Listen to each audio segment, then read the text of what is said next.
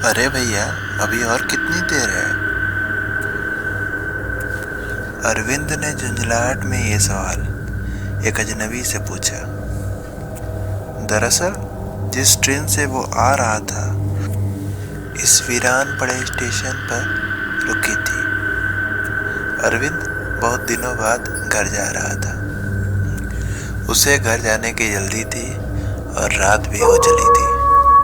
वो अकेला ही सफर को निकला था। वो यहाँ किसी को नहीं जानता था।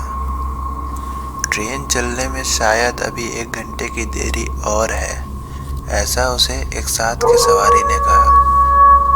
वो भी बाहर खड़े खड़े थक गया था, तो वापस से अपने बर्थ पर आकर बैठ गया। अधिकांश लोग ट्रेन से बाहर आकर बातें कर रहे थे। पूर्णिमा थी, चांद पूरा निकला था। चांद और कुछ एक हाथों में पड़ी टॉर्चों ने ही थोड़ी बहुत रोशनी की रखी थी। करने को कुछ था नहीं, तो अरविंद यूं ही गाने गुनगुनाने लगा। अचानक से उसे उसके अलावा किसी और के भी गाने की आवाज आने लगी।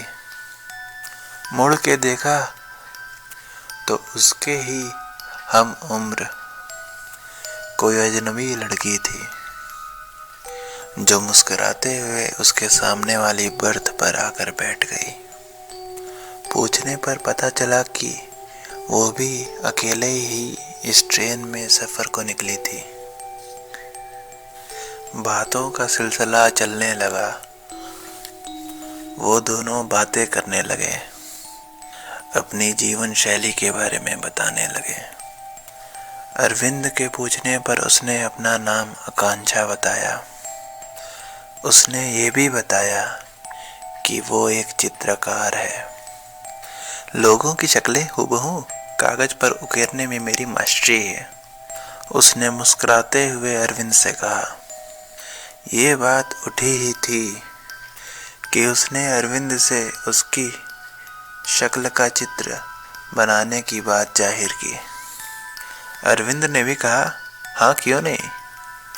वो बगल वाली बोगी से टॉर्च मांग लाया। उसने खिड़की के पन्ने में टॉर्च अटकाकर अपने चेहरे की तरफ उजाला कर दिया।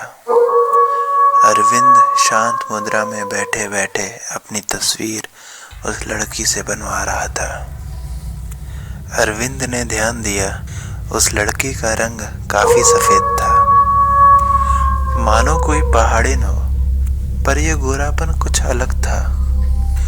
बिल्कुल चांद की रोशनी सा सफेद। आधे घंटे बीत गए थे। अरविंद का बदन बैठे बैठे अकड़ने लगा था। तभी उसने ट्रेन के अंदर कई लोगों को वापस आते देखा। बात का पता लगाने के लिए उसने बगल वाली बोगी में जाना चाहा, पर उस लड़की ने बोला, अरे बस थोड़ा और बनाना है, बस थोड़ी देर, अरे बस 2 मिनट आता हूँ। ऐसा बोलते ही वह बगल वाली बोगी में चला गया। उसने पता किया कि ट्रेन शायद अब 15 मिनट में चलने वाली थी। तभी उसने बोगी के कोने में बैठे एक चाय वाले को देखा, जो थर्मस और केतली लिए बैठा था। उसने सोचा, चलो आकांक्षा के लिए चाय लिए चलता हूँ। वो जब चाय लेने गया तो चाय वाला 4 युवकों को इस वीराने स्टेशन के किस्से बता रहा था।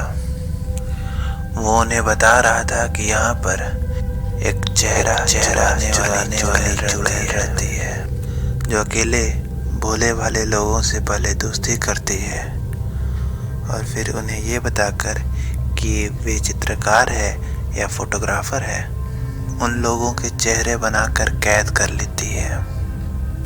कहते हैं वो उन लोगों के अंदर की जीवन इच्छा को पी जाती है और उन सभी आदमियों की मौत 1 हफ्ते के अंदर हो जाती है और मरने के बाद उनका पार्थिव शरीर चांदनी सा सफ़ेद, बेजान और ठंडा हो जाता है।